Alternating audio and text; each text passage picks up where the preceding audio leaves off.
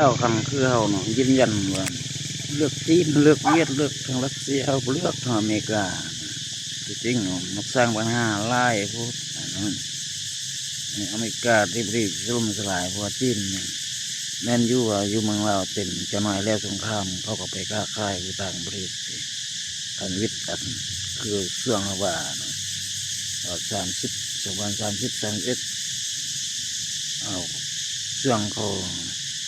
ปิดสงครามกันนี่มันก็ชื่อล่มสลายอันนั้นแหละจีนเป็นที่เยียบเป็นมืดบางเตื้อก็ธุรกิจอยู่ลาวก็ค่าย